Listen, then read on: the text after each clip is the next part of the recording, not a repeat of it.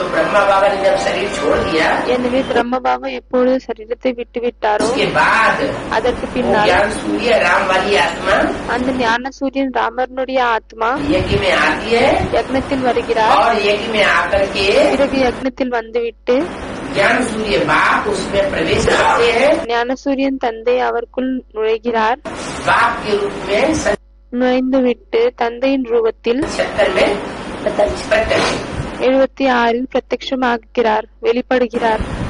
जिसे 76 को बाप का प्रत्यक्षता वर्ष मनाया। அதனால்தான் அந்த 76 தந்தையினுடைய வெளிப்படக்கூடிய வருடம் என்று கொண்டாடப்பட்டது. कौन से बाप का प्रत्यक्षता वर्ष? எந்த தந்தையினுடைய வெளிப்படுதல் வருடம்?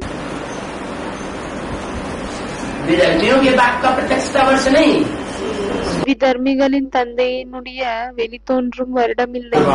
सूर्यवंशियों के बाप का प्रत्यक्षता वर्ष। சூரியவம்சி தந்தையினுடைய வெளித்தோன்றும் வருடம்.